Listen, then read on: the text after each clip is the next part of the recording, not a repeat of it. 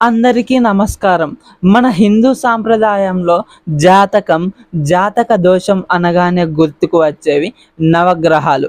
మనం చేసే కర్మలను బట్టి మనకు ఫలితాలు ఇచ్చే శక్తులు ఈ నవగ్రహాలు. అసలు ఈ నవగ్రహాలు ఎలా జన్మించాయి? విశ్వగమనాన్ని శాసించే ఈ నవగ్రహాల వెనుక ఉన్న ఆ పౌరాణిక గాథలు ఏంటి? ఈ వీడియోలో చాలా మందికి తెలియని ఈ నవగ్రహాల దివ్య జనన రహస్యాలు, అలాగే వాటి ప్రాముఖ్యత, అలాగే మన మహర్షులు వాటిని ఎందుకు నవగ్రహాలుగా ఎంచుకున్నారు అన్నది పూర్తిగా మాట్లాడుకుందాం. ఈ వీడియోని ఎక్కడా స్కిప్ చేయకుండా చివరి వరకు చూడండి. ముందుగా నవగ్రహాల జన్మ రహస్యాల గురించి మాట్లాడుకున్నట్లయితే ముందుగా సూర్యుని గురించి మాట్లాడుకుందాం. సృష్టికర్త అయిన బ్రహ్మ మానస పుత్రుడైన కశ్యప ప్రజాపతి అతిథుల తేజస్సు నుండి లోకానికి వెలుగు నింపేందుకు, కాలచక్రాన్ని నడిపించేందుకు అవతరించిన అద్భుతమైన శక్తి ఈ సూర్యుడు. ఇప్పుడు చంద్రుని గురించి మాట్లాడుకున్నట్లయితే సూర్యుడు వేడి తగ్గించడానికి, ఆహ్లాదాన్ని పంచేందుకు బ్రహ్మ మానస పుత్రుడైన అత్రి మహర్షి అనసూయ తేజస్సు నుండి వెలువడిన ఈ చంద్రుడు ప్రశాంత కారకుడు.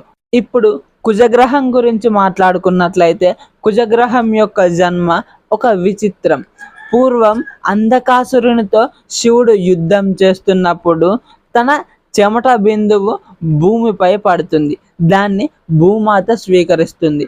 అప్పుడు భూమాత గర్భం నుంచి పుట్టిన వాడే ఈ కుజుడు. అందుకే ఇతనిని భూమిపుత్రుడు అని కూడా అంటారు. ఇప్పుడు బుధుని గురించి మాట్లాడుకున్నట్లయితే చంద్రుని తేజస్సు నుండి అత్యంత చతురతతో పుట్టినవాడు ఈ బుధుడు. పుట్టగానే తనకున్న అపారమైన తెలివికి, మేధస్సుకు తనని బ్రహ్మ వ్యాపారానికి, బుద్ధికి అధిపతిగా చేస్తాడు. ఇప్పుడు బృహస్పతి అంటే గురుగ్రహం గురించి మాట్లాడుకున్నట్లయితే అంగీరస మహర్షి శ్రద్ధాదేవిల పుత్రుడు.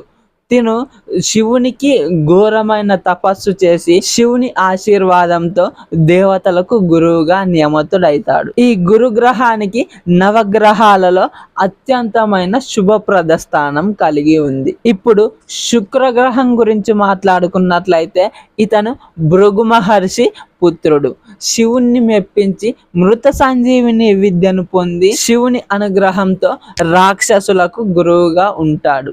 ఇప్పుడు శనిదేవుని గురించి మాట్లాడుకున్నట్లయితే సూర్య భగవానుడికి సంజ్ఞాదేవి నీడ అయిన ఛాయాదేవికి పుట్టిన అతనే ఈ శనిదేవుడు.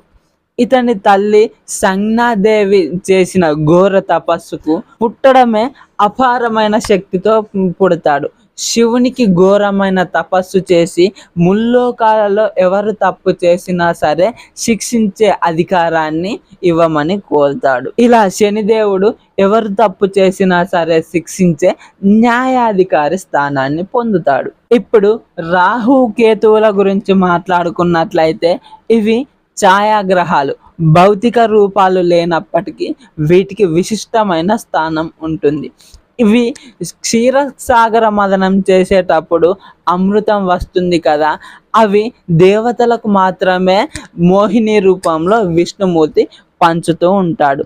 అప్పుడు అది గమనించిన స్వర్బానుడు అనే రాక్షసుడు దేవతల రూపంలో అమృతం స్వీకరిస్తాడు. ఆ రాక్షసుని గమనించిన విష్ణుమూర్తి తన సుదర్శన చక్రంతో ఆ రాక్షసుడి తలను, మొండాన్ని వేరు చేస్తాడు. కానీ తను అమృతం తాగాడు కాబట్టి తనకు చావు ఉండదు. సింహిక అనే దేవత సహాయంతో తన తల భాగం రాహువుగా, మొండెం భాగం కేతువుగా మారుతాయి.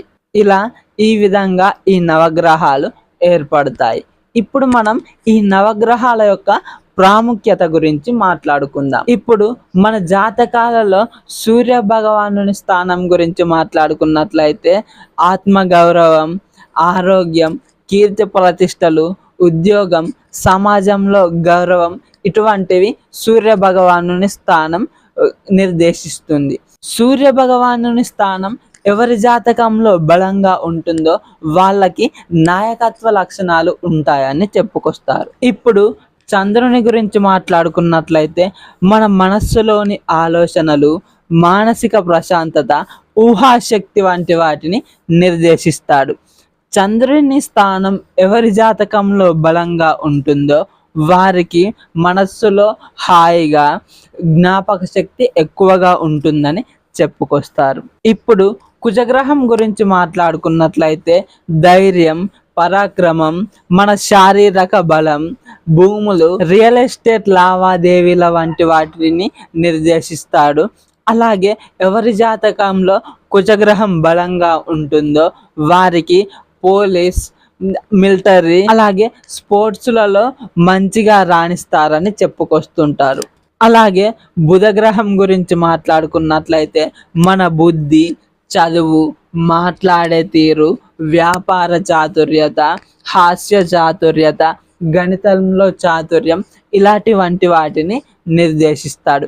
ఎవరి జాతకంలో బుధగ్రహం బలంగా ఉంటుందో వారికి తిరుగుండదని చెప్పుకొస్తుంటారు. ఇప్పుడు గురుగ్రహం గురించి మాట్లాడుకున్నట్లయితే మన జ్ఞానం, సంపద, అదృష్టం, సంతానం, ధర్మం, పెళ్లి వంటి వాటిని నిర్దేశిస్తాడని, అలాగే ఎవరి జాతకంలో గురుగ్రహం మంచిగా బలంగా ఉంటుందో వారికి గురువుల సాయం, ఆధ్యాత్మిక ఎదుగుదల ఎక్కువగా ఉంటుందని చెప్పుకొస్తారు. ఇప్పుడు శుక్రగ్రహం గురించి మాట్లాడుకున్నట్లయితే మన జీవితంలో ఉండే విలాసాలు, వాహన యోగం, అందం, కళలు అంటే టాలెంట్, ధనలాభం, వైవాహిక జీవితంలో సుఖ సంతోషాల గురించి నిర్దేశిస్తాడు. ఎవరి జాతకంలో శుక్రగ్రహం బలంగా ఉంటుందో వాళ్లకు ఐశ్వర్యవంతమైన మంచి జీవితం ఉంటుందని చెప్పుకొస్తారు. ఇప్పుడు శనిగ్రహం గురించి మాట్లాడుకున్నట్లయితే మన కర్మలు, ఆయుష్, కష్టపడే తత్వం, క్రమశిక్షణ, అలాగే నష్టాలు, కష్టాలని నిర్దేశిస్తాడని చెప్పుకొస్తారు. శనిగ్రహం గనక జాతకంలో బలంగా ఉన్నట్లయితే వారు అత్యుత్తమ స్థాయికి వెళ్తారని చెప్పుకొస్తారు. ఇప్పుడు రాహువు గురించి మాట్లాడుకున్నట్లయితే ఆకస్మిక ధనలాభం, విదేశీ ప్రయాణాలు, అలాగే రాజకీయాలు, టెక్నాలజీ, సోషల్ మీడియా పాపులారిటీ ఇలాంటి వాటిని నిర్దేశిస్తాడు. రాహువు ఎవరి జాతకంలో బలంగా ఉంటాడో వాళ్ళకి మంచి ఎదుగుదల ఉంటుందని చెప్పుకొస్తారు. ఇప్పుడు కేతువు గురించి మాట్లాడుకున్నట్లయితే మోక్షం, జ్ఞానం, అంతర్జ్ఞానం, యోగా ఇటువంటి వాటిని నిర్దేశిస్తాడు. ఎవరి జాతకంలో కేతువు బలంగా ఉంటాడో వారికి దైవ చింతన ఎక్కువగా ఉంటుందని చెప్పుకొస్తారు. మరి మహర్షులు వీటినే నవగ్రహాలుగా ఎందుకు ఎంచుకున్నారు అన్న దాని గురించి మాట్లాడుకుందాం. ఎందుకంటే భూమిపై మరియు భూమిపై ఉన్న జీవులపై ఏ ఖగోళ వస్తువుల ప్రభావం ఎక్కువగా ఉంటుందో వాటినే నవగ్రహాలుగా ఎంచుకోవడం జరిగింది. ఇప్పుడు సూర్యుని గురించి చూసుకున్నట్లయితే సూర్యుడు లేకపోతే అసలు జీవమే లేదు. ఎందుకంటే సూర్యుడు ప్రాణశక్తిని, విటమిన్లని, వేడిని ఇస్తాడు. అలాగే చంద్రుని గురించి మాట్లాడుకున్నట్లయితే మానవ శరీరంలో 70% నీరుంటుంది. మనస్సు, రక్త ప్రసరణ మంచిగా జరగాలన్నా మన శరీరంపై చంద్రుని గురుత్వాకర్షణ శక్తి ప్రభావం చాలా చూపుతుంది. అలాగే మిగతా గ్రహాల అయస్కాంత శక్తి, కాంతి కిరణాలు నిరంతరం ప్రభావితం చేస్తూనే ఉంటాయి. అలాగే ఇప్పుడు రోజుల గురించి మాట్లాడుకున్న ఆదివారం, సోమవారం ఇలా వారంలో ఉన్న ప్రతి ఒక్క రోజుకి ఈ గ్రహాల ఆధారంగానే నామకరణం చేయడం జరిగింది. ఇప్పుడు సూర్యగ్రహం పేరు మీదుగా ఆదివారం, చంద్రగ్రహం పేరు మీదుగా సోమవారం, అంగారకుడు అంటే మంగళవారం, అలాగే బుధగ్రహం పేరు మీదుగా బుధవారం, బృహస్పతి పేరు మీదుగా గురువారం, శుక్రగ్రహం మీదుగా శుక్రవారం, శని గ్రహం మీదుగా శనివారం, ఇలా వారంలో ఉన్న 7 రోజులకు పేర్లు పెట్టడం జరిగింది.